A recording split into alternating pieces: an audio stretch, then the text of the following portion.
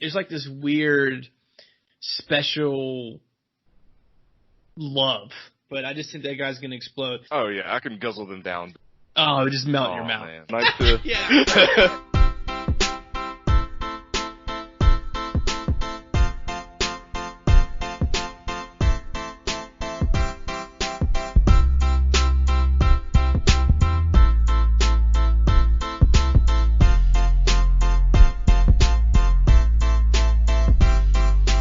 What's up, everyone? It's your boy, KY Jelly. Welcome back to episode number 2 of the League Fantasy Football Podcast. I'm here with your boy, Mac Daddy, the chosen one, the truth, whatever he wants to call himself this week. Let's rock and roll. Yes, sir. And if you didn't check out episode 1, go back, check it out. We give a little rundown of our league creation, our league story. And in this episode, we're going to be talking about some of the rules for our league, rules that we like and we don't like, and then we're going to go over some players that we think are going to have good 2020 fantasy seasons. Yeah, and I'm kind of nervous because of everything that's going on. Are we even going to get a season? And yeah, that's a really good concern, but I think we need to prepare as if we're going to play football in 2020. Not me and you play football, but... Well, but I'm nervous because, I mean, especially with everything with Mahomes getting a contract and we signed Chris Jones, and I mean, there's a lot of exciting things going on for the Chiefs.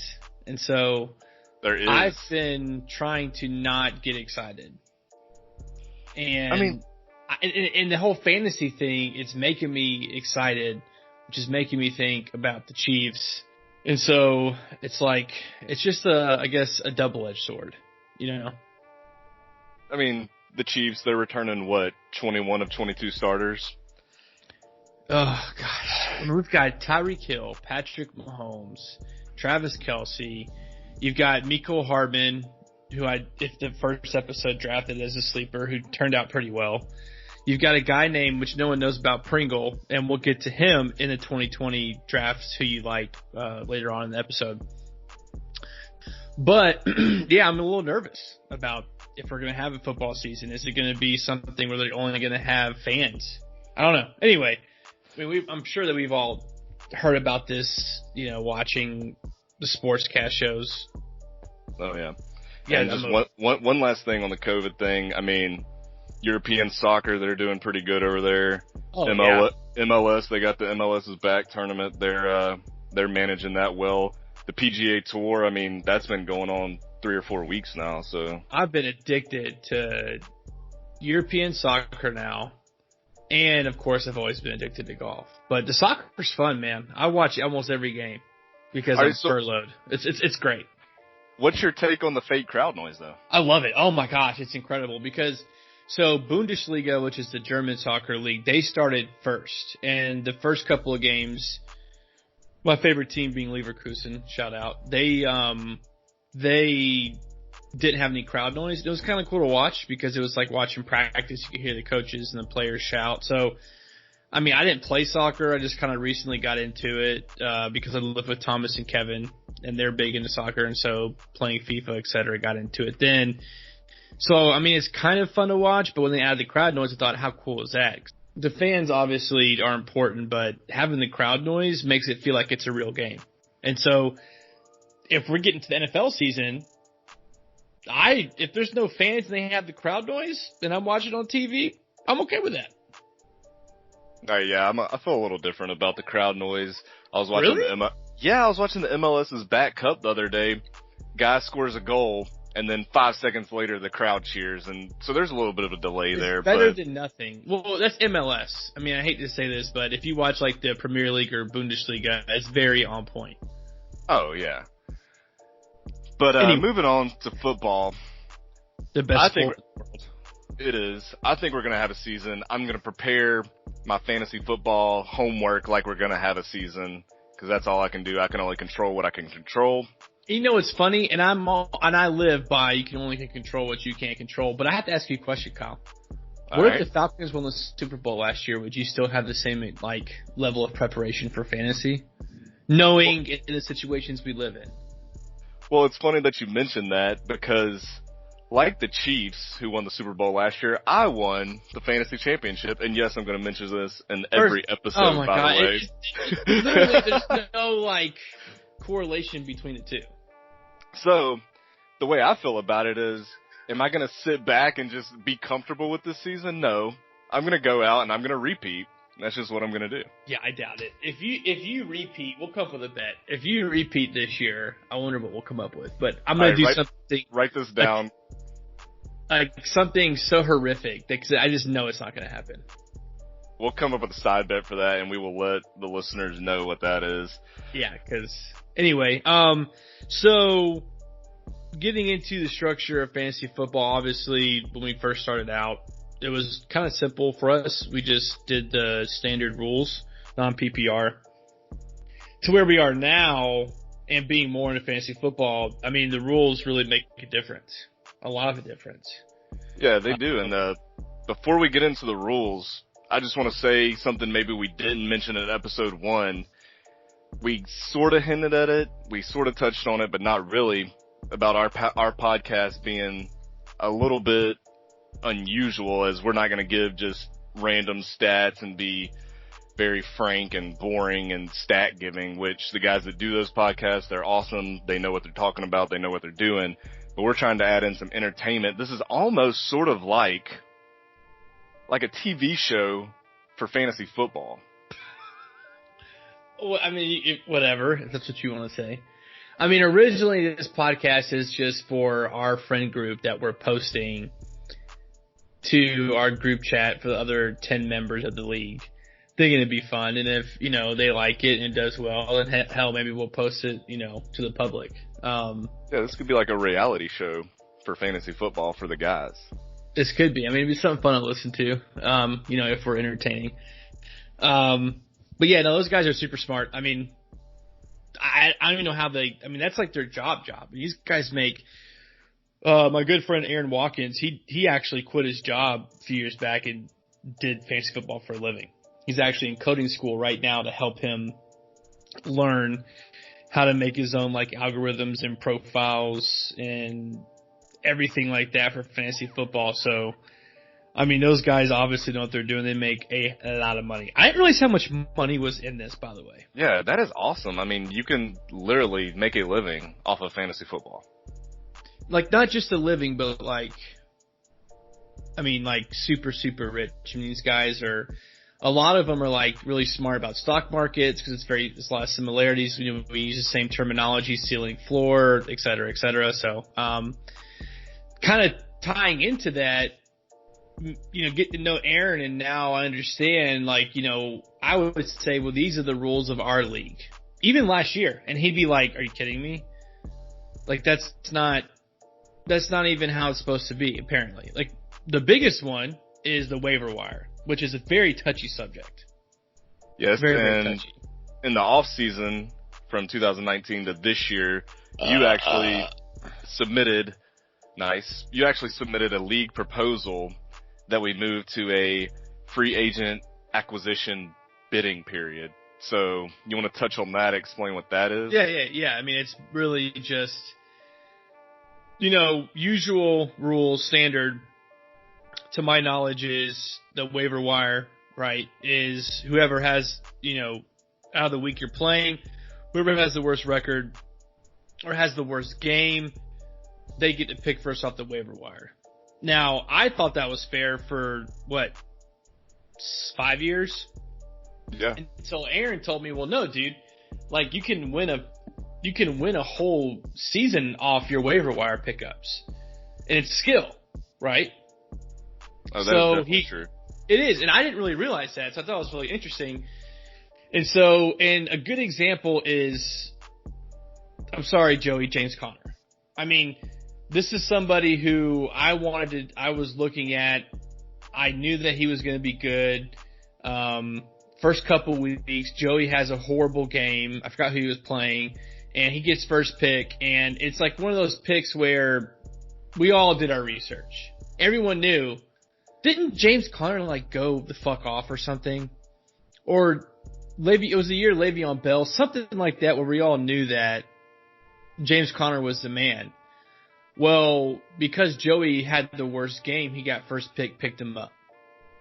And, I mean, he did amazing the whole year. So, what I proposed is we have the auction system to where we get a dollar amount for the whole year, and then you have to bid on the player that you want. Whoever bids the most money gets it.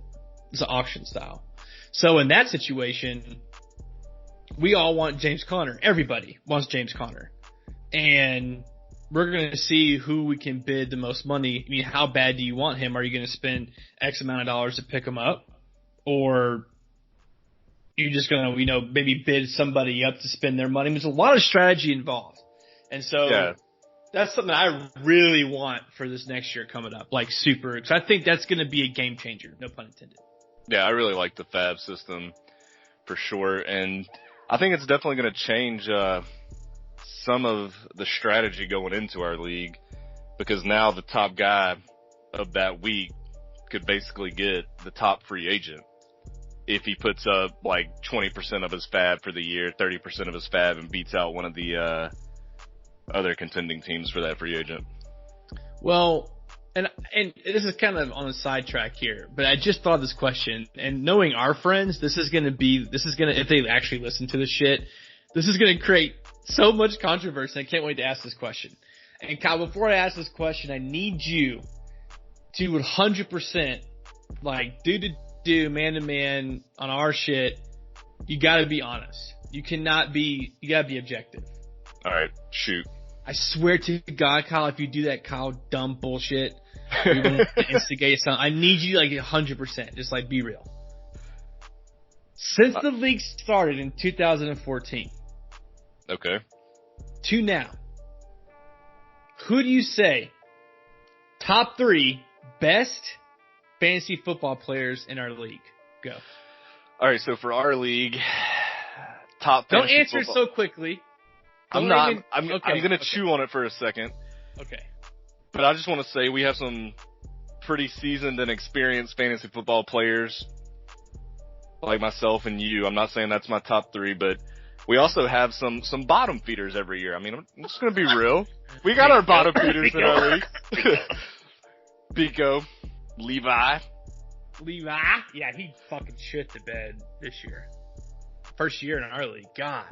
Alright, so I hate to say it, but coming in at number 3, I'm going to have to go with Don, the Patriot Watson. And I hate to say that. I hate to put Don in anything positive that has to do with our fantasy football league.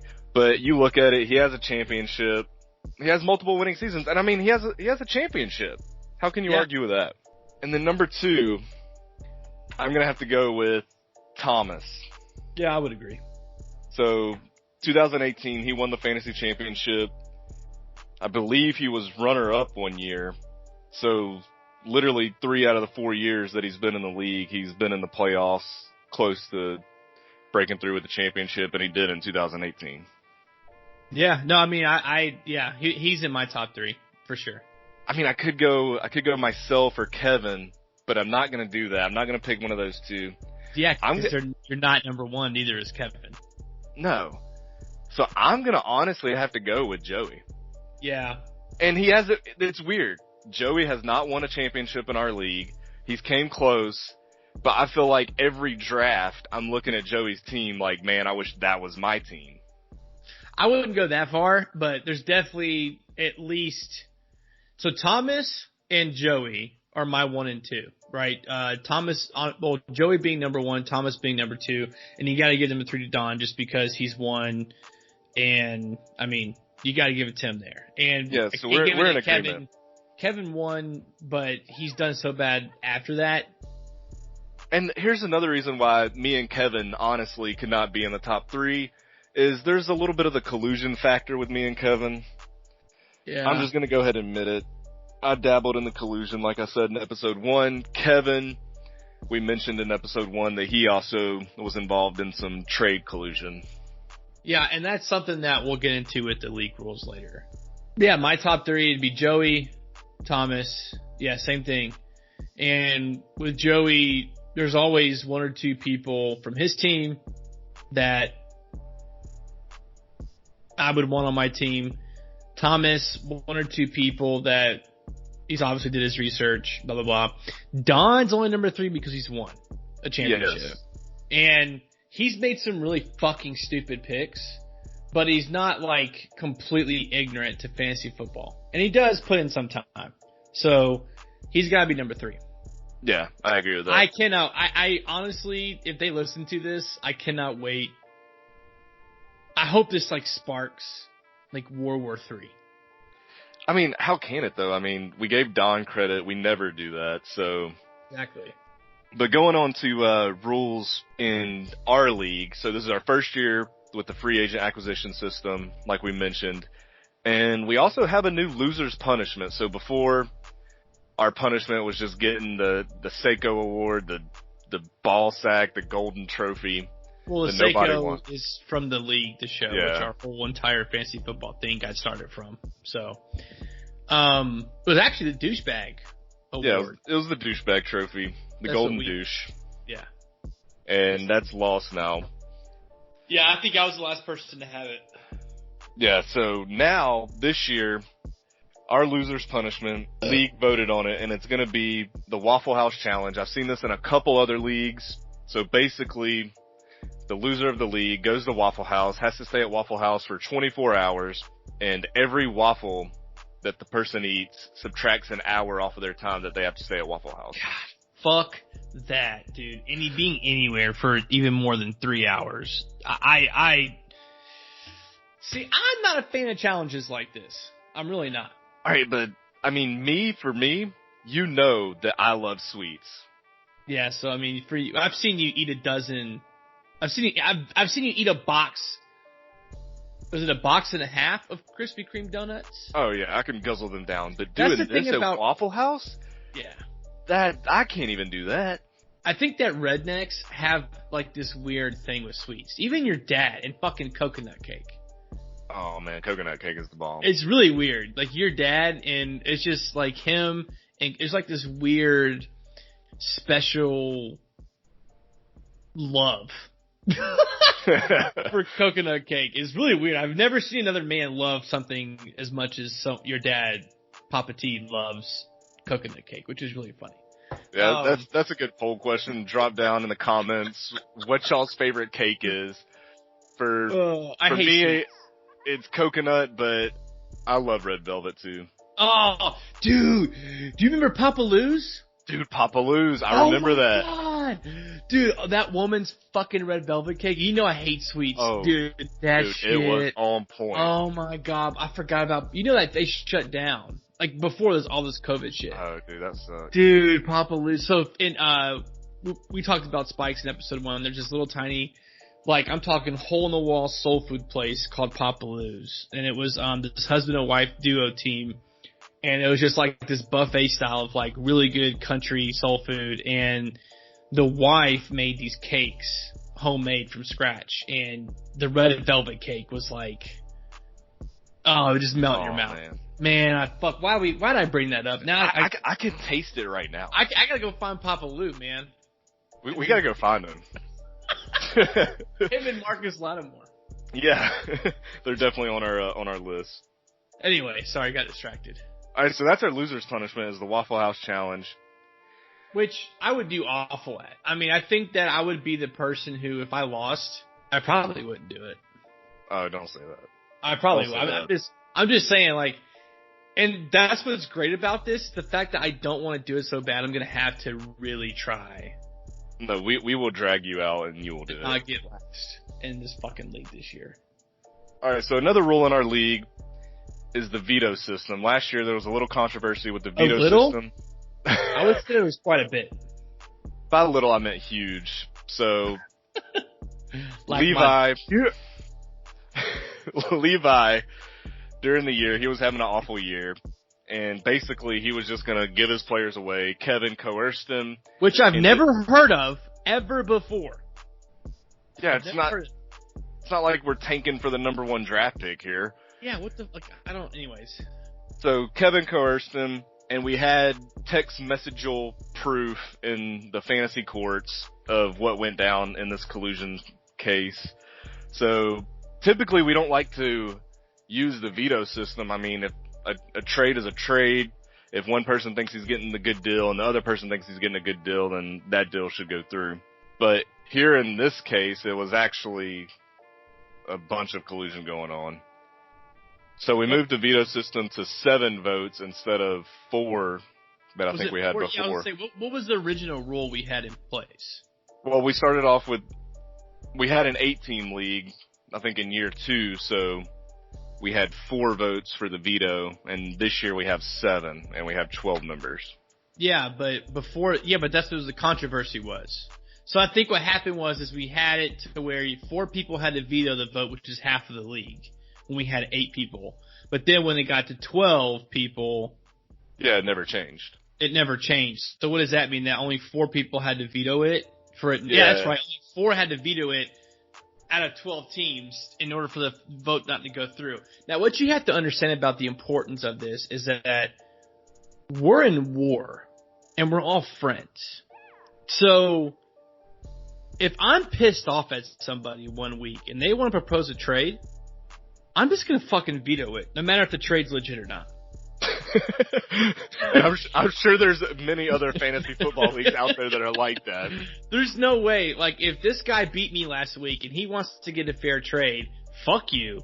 I'm going to veto this trade. I'm going to take time out of my day to fucking hit veto. And then I'm going to text the 3 other friends and go, fuck that guy. We're not, because trust me, that happens. We're not going to fucking let this guy do this trade. So, to make it fair, because of the fucking Waffle House thing, I think that having 7 is way better. I'm so glad we changed that. Yeah, so I agree with the veto system. And just like the veto system, we're moving to 6 teams in the playoff with the 2 division winners earning buys for the first week in the playoffs. Last year, we only had 4 teams make the playoffs out of 12. So we needed stupid. Like, you have to understand, too, this is the perfect representation of, like, dudes being guys. Like, we set the rules, me and you set the rules. Well, excuse me, we decided to start the league fucking stoned and drunk. And then we set these rules and we never changed them. And every year we all bitch about them, but we never did anything about it. Like, that is literally guys being dudes, 101.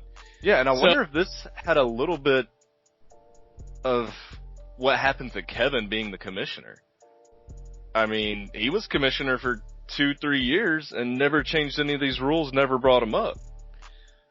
Yeah, I mean, obviously Kevin being commissioner, there's only one highlight really, and that was his speech he made at your house. Yes. Probably the only highlight as Kevin being commissioner. I mean, these are some dark years with Kevin. Dude, those years were rough. Yeah, those are some dark years. You know, if I was commissioner, I would look at it and go, okay, we gotta have more teams in the playoffs, et cetera, et cetera.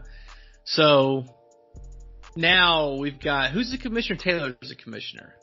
Yeah, we mentioned that in episode 1. Taylor's the commissioner now.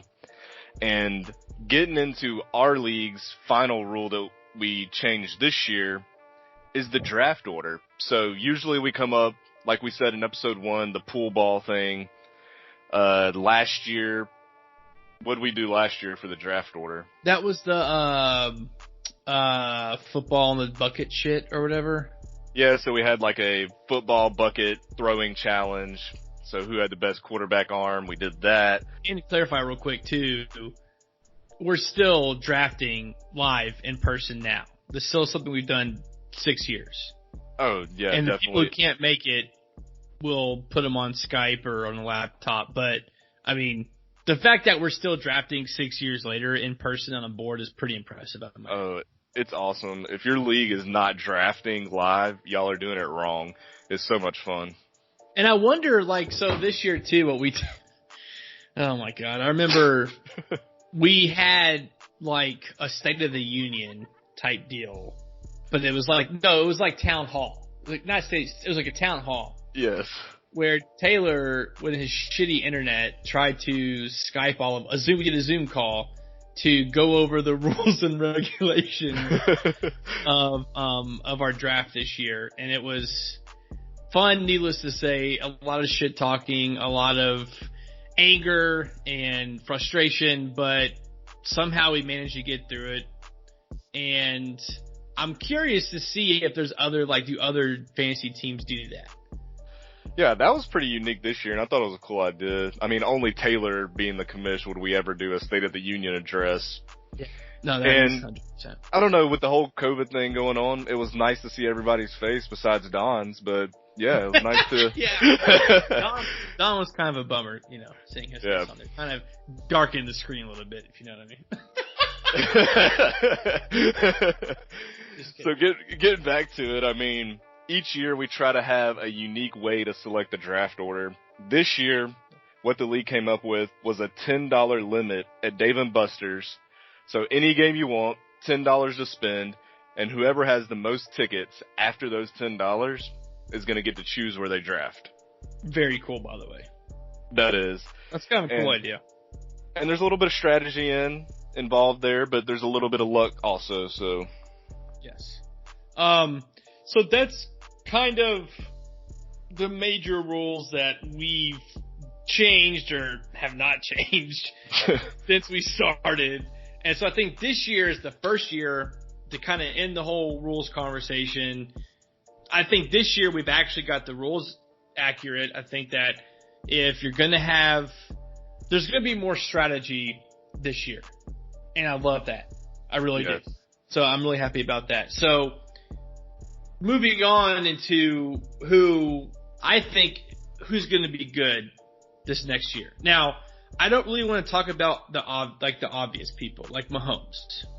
Yeah, we're not going to sit there and go down the list of the top players from last year, the top projected players for this year. I mean, there's fantasy sites out there, they do that. Everybody just goes down the list, picks who they like. But we're going to do things a little different. We're going to pick the underrated guys.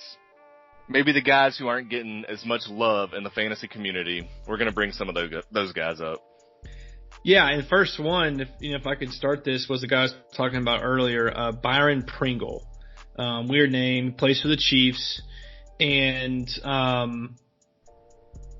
so this guy came out of KU, very good receiver, kick returner specialist. We know Andy Reid loves those guys. He came in and he impressed everybody in camp.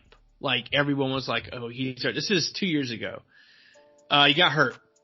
Tore his ACL, was out the whole year. So it's kind of a bummer. This past year, same thing, came back healthy, impressed everybody in camp. But the only thing is, he's got Sammy ahead of him. He's got Mecole. He's got Tyreek Hill and Robinson.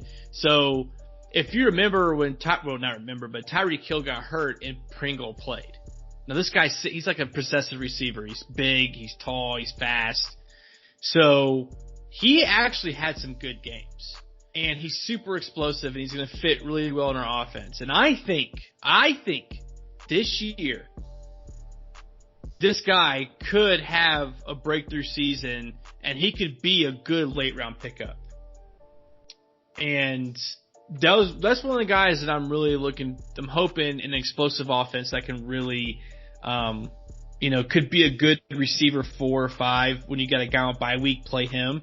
I mean, you've got different matchups you can have with a guy like that. Yeah, that's interesting. I think there is a lot of wide receiver depth at Kansas City. You got, as you mentioned, Hill, Watkins, Mecole Hardman, Robinson ahead of him. But if one of those guys goes down, I could definitely see him stepping up, filling a void there. And when you got Mahomes throwing the ball, any wide receiver is going to have a little bit of value. Yeah. All right, my guy that I'm going to bring up first, he's a little bit controversial. He has an injury history, which sort of scares me. But without injuries, this guy, Brandon Cooks, wide receiver for the Houston Texans. So he did play for the Rams last year. Now he plays for the Texans. And who doesn't play for the Texans anymore? Hopkins.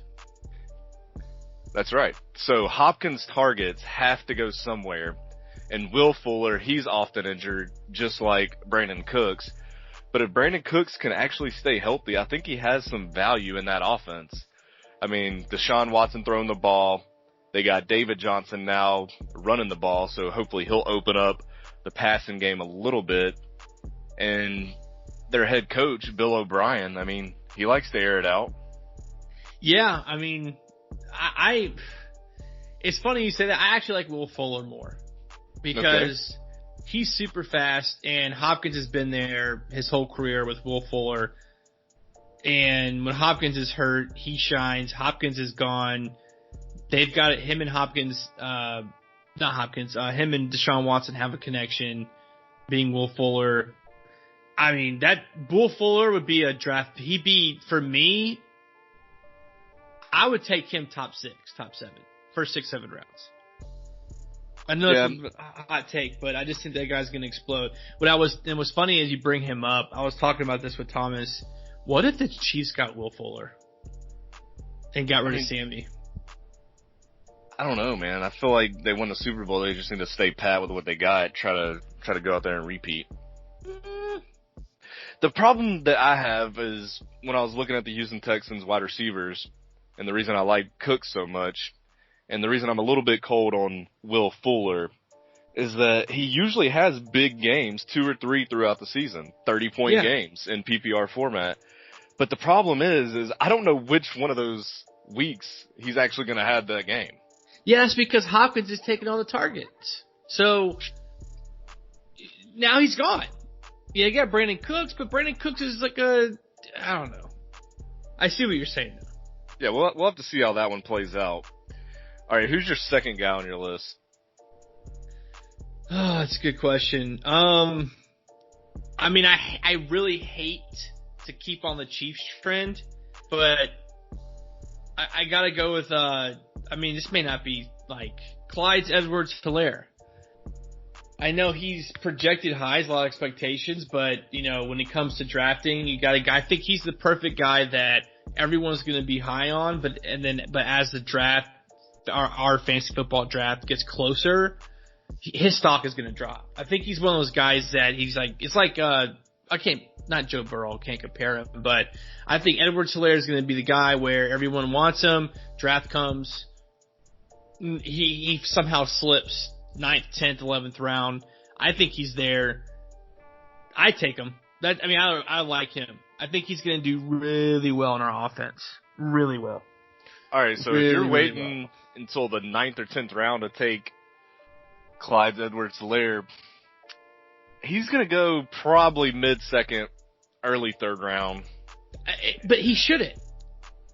I'm just telling you where he's being drafted at, where his ADP is right now. He's going to go as one of the top.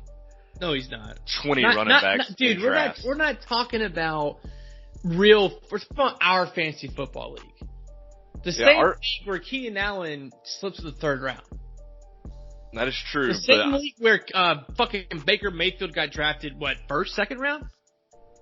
4th round by Kevin, I believe. The 4th round? Are you sure it wasn't earlier? I don't know. We'll have to go back. Him in the 4th round is like taking him 1st round. I don't give a shit. So, I'm just saying, I don't know. We'll see. Well, he's not going to make it there because I'll pick him before he gets there. So, speaking of him, the Chiefs also had a running back last year named Damian Williams. How is he going to factor into the rookies' playing time there? I don't know. I mean, he's obviously going to be the starter, and if he does well, he does well. I mean, we had LaShawn McCoy, but LaShawn McCoy could hold on to the fucking football, and I remember screaming at the team. Anyway, moving on. I said put Damian in. Damian comes in.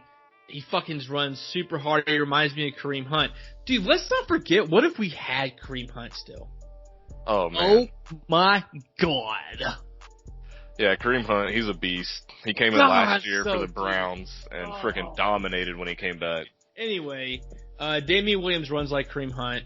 I think Edwards-Helaire could be a great out of the field, 3rd down back, 3rd and long, pitch it to him, short pass. I just like him being the second option. I think he works really hard and he gets the second option. I think that Williams gets 70% of the carries, but Edwards-Helaire could get 30%.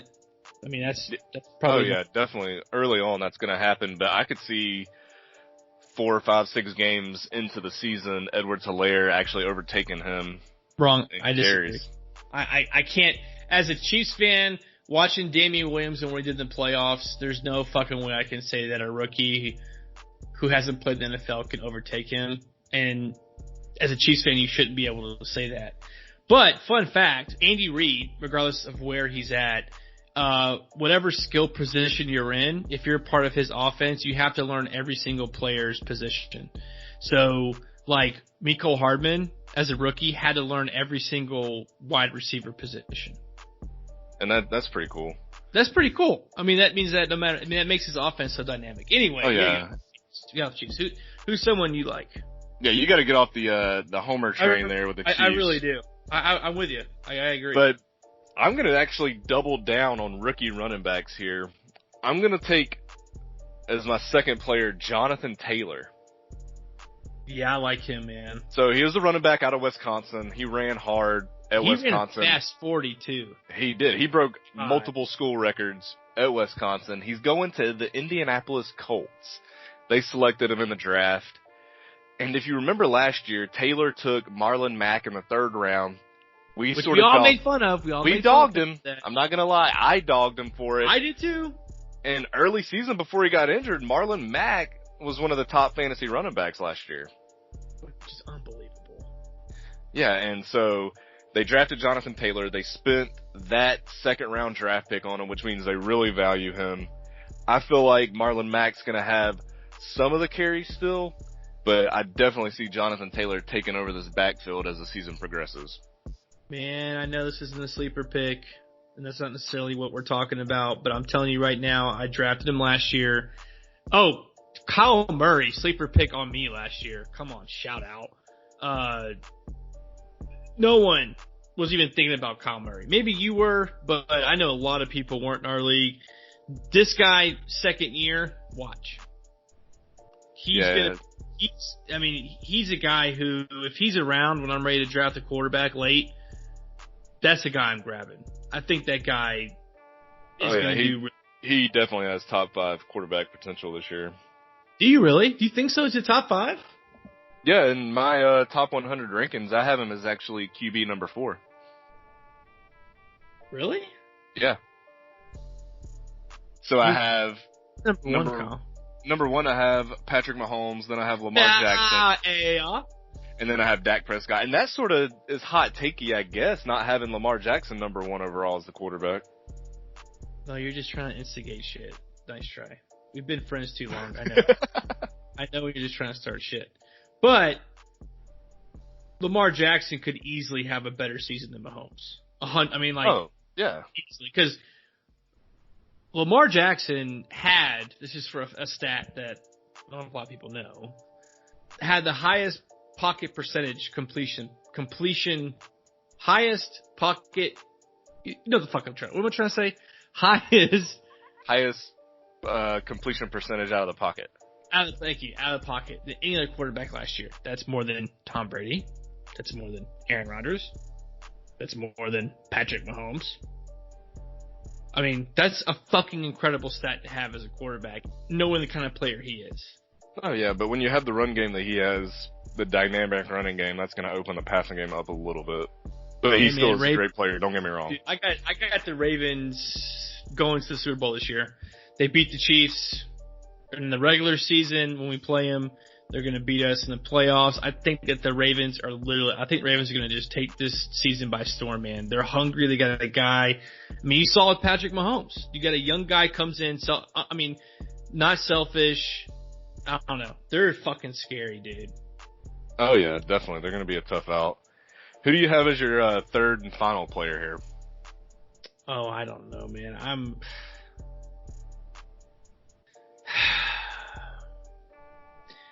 Players that I like? I mean, dude, on a sidetrack, you know who I'm really disappointed in? Who's that? David Montgomery. Last year, yeah, he had a little bit of a down year, but he was a rookie. Yeah, but man, that's what I'm saying is like, man, I'll tell you right now, you know who I like? Cam Newton. Alright, so you like Cam Newton going to the Pats? I really do, man. I think that, I know that in our league, Cam Newton, a lot of people hate him. It's probably because he's black. I mean, that's just what I honestly think. But moving on. There's a lot of people who hate Cam Newton in our league. I've always liked Cam Newton, and the guy's freaking talented. He's, I think, what the guy called him, a dinosaur, the safety, Eric Weddle. Oh yeah. Yeah, I mean he's from Georgia. Shout out Gainesville.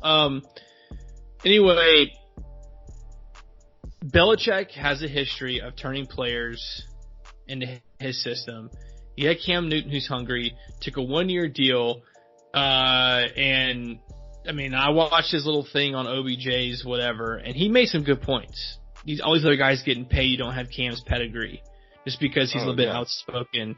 I mean, he goes in there and he does what he can do. I mean, he's an MVP. This guy could have a huge season. I mean, when's the last time Patriots had a dual threat quarterback? Oh, I can't remember. But it's crazy to think about Marcus Mariota going to the Raiders for $15 million as a backup. It's crazy to think about Marcus Mariota going to the Raiders, signing for $15 million, and then seeing what Cam signed for. Cam, former MVP, took a team to the Super Bowl, turned the Carolina franchise around, really. Him and Luke Kuechly. Yeah, Luke Kuechly. Yeah, you got to give him some credit, but I mean, at the end of the day, it falls on the quarterback. If you say that, though, that means that Tom Brady's as good as he is, and we all know he's not. Oh my gosh. I fucking hate Tom Brady. Alright, so and it's not because he's won so many championships, it's because he fucking sucks. Tom Brady's not good. He's not good. He's really not that good. He's in a great system. Tom Brady's so unathletic, and he's won 6 rings. Excuse me, he didn't win 6 rings. The Patriots organization won 6 rings. And we're going to see this year. Cam Newton is going to the Patriots. Tom Brady went to Tampa Bay. If this is going to prove anything that I've been saying for years, Kyle, if Tom Brady sucks and Cam Newton does well, I'm going to have the biggest boner. I'm just going to nut constantly all year, every week. Cam Newton, 45 fantasy points. Tom Brady, 60 interceptions in one game, minus 50 yards in one game. Like, I can't wait. And what's going to happen? Tom Brady is going to have a okay season, and then everyone's going to go, oh, well, he's still the greatest. No, he's not. Stop it, people. He fucking sucks. Moving on. I can see the steam coming out of your ears right now. Yeah, it drives me insane. People who know football know that Tom Brady isn't, like, when I say, okay, Tom Brady's obviously a top 10 quarterback just because of the rings, but the greatest of all time, it doesn't matter about the rings. It's about how good you are. Yeah, I feel like every week you're going to have your Tom Brady rant, and every week I'm going to have my I'm still the fantasy champion rant. Yeah. Yeah, and I don't even want to get started on Phillip Rivers because people just think that I'm, like, need to go to a mental institution. I feel like your Phillip Rivers and Tom Brady rants need to just have their own hour-long episode. Let me ask you this. I got a question for you. Okay. What about Matt Breida in Miami? I like Breida. I also like Jordan Howard. Yeah? Yeah? You look what he did with Philadelphia last year. He came in, did good, so he proved it. Breida, San Francisco traded him, so they didn't have a lot of confidence in him. Philadelphia actually had confidence in Jordan Howard. They gave him to Rock, and then he signed with the Dolphins. I feel like him and Tua could be good together. Yeah, I mean, and Tua's a guy. I'm not high on Tua. I mean, you can't give that guy that much credit. I think that he's getting too much credit too quick, and I hope it's not one of those. Because I like Tua as a person. I just hope it's not one of those situations to where he comes in there and, you know, has like a Jamarcus Russell type of NFL career. Oh gosh. But what's so funny too is, and I have to say this because just saying that out loud with Tua in Miami, it's just so funny. So, Biko, my brother, okay, is a huge LSU fan, and he's a huge Miami Dolphins fan. So, Nick Saban won LSU a championship back in what, 03? Well, that's when they had Dorsey, right? Yeah, wasn't he it was early 2000s when Nick Saban won a championship for LSU. Yeah. And then what does Nick Saban do? He goes to the Dolphins. And my brother is fucking pumped. He's the biggest Nick Saban fan ever. He's like, can't believe he went from the LSU Tigers to the Miami Dolphins. And what does Nick Saban do? He fucking goes to Alabama.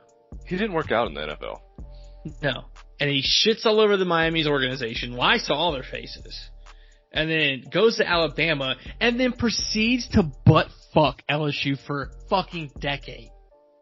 Oh, when you talk about greatest college football coaches of all time, he is definitely up there. I was at Taylor's parents' house in Loganville, and Alabama had beat LSU for however many times in a row for several years. And we all had been drinking, and I called my brother, and I literally said something like a smart ass thing to him. And he literally disowned me as a brother. And I'm not like, this is not like funny. He was like, you're not my brother anymore. Don't ever fucking talk to me ever again. And hung up. I don't know if I should laugh at that, but I'm going no, to. we're obviously like close to shit now. But I'm saying that's how much my brother like hates Nick Saban in Alabama. Okay. Gosh. So then this year, who does Miami draft? Alabama quarterback to I can't catch a break. Not only is Miami the shittiest team in the NFL, they draft Tua from Alabama. Anyway. Dude, and the icing on top of that cake, the cherry on top with the whipped cream around and the sprinkle drops, is Miami actually late in the season had a chance at the number 1 overall pick where they could have selected who, Malcolm? Joe Burrow. They could have done it, but My brother would have creamed his pants. But no, Miami doing Miami things, jacked that up, and now they have Tua, whatever his last name, Valoa. The fact is. that Vico's still a Dolphins fan after all of the shit from a collegiate level has done to him as a human being. I mean, and he still supports the Dolphins through and through. I mean, it's a miracle. It's pretty funny. He's the only guy who can say though that his team has had an undefeated season. So. Yeah, I'll give him that anyways. that is true. But yeah, so I mean, those are a few players that I like. I know 2 of them are Chiefs people, but I mean that kind of offense. It's hard not. It's hard not to take guys. It's definitely a high-powered scoring offense, so they're going to be fun to watch, just like they were last year and the year before that. Oh my goodness, man. Well. We won't even talk about Alex Smith. Or Matt. He actually had some good games though with Kareem Hunt. Well, when the first game and we beat the Patriots like 40-something to 20-something. I mean, I think it was the first game of the season. Not the season. Was it the first game? It was a Thursday night game, I think. Yeah. Oh, it was 2017. Yeah, because Mahomes was drafted in. Yeah. It was 9-7-17. That's gotta be the first game of the season. God, it's so weird seeing Kareem Hunt. So check this out. This is the stats from the game. Alex Smith, 368 yards, 4 touchdowns. Jeez. Kareem Hunt, 17 carries, 150 yards, 1 touchdown. Tyreek Hill, 7 receptions, 133 yards, 1 touchdown. Wow. Insane. And then the Patriots fucking go to win the Super Bowl. Fucking story of our lives. Not this year, anyway. But no, I think that there's a lot of juicy picks out there this year. I think you just got to do your homework and know what you're talking about and pray we have a football season. Yeah, and one of the biggest mistakes that I see people do in drafts is they do all this homework, drain their brain of every cell that it has left doing fantasy football homework, and then they start overanalyzing their draft picks when they're up on the board, when they're on the clock. I feel like when you're on the clock, it's sort of like you got to feel the rhythm. You just got to go with your gut. Feel the rhythm. You got to take your guy, go with your gut, and make that pick. Yeah, I think that, if you overthink anything too much, it's going to be bad. So in your draft, you just got to trust your gut. And a huge thing, too, is knowing who you're going to draft before the draft even starts. So do a bunch of mock drafts and figure out, okay, if this guy's not there, who am I going to get? I mean, you really got to be prepared. So anyways, I mean, for this year, I'm excited, for the new rules to be in place. I'm excited for the rookies coming up in the different situations in the NFL to see, who's going to do what. I mean, I'm pumped to get the first place trophy this year. Man, are you ready for some football? I am ready for some freaking football. My God. I'm so done. I mean, it's nice having golf and soccer, but dude, you gotta have football. Dude, if there's no football this year, I don't know what's gonna happen. Yeah, and I feel like in some of our other episodes, we might do a little mock draft. So we might do one. We might do one together where me and Malcolm are going back and forth trying to make selections out of one spot, or we might do one where Malcolm has one team and I have another team, and then we compare mock drafts and see whose team ended up better. Yeah, I think that'd be a lot of fun before we do our draft. Anyway, yeah, man. So I guess that pretty much wraps it up for this week and what we want to talk about. And you guys need to check out episode 1 if you didn't. Hopefully everyone in our league listens to this. That'd be kind of cool. If not, fuck you. No, we'll have week 3 here soon for everybody, and hope you guys have a good week. Yeah, stay tuned. Check out next episode. Peace out. Champ out.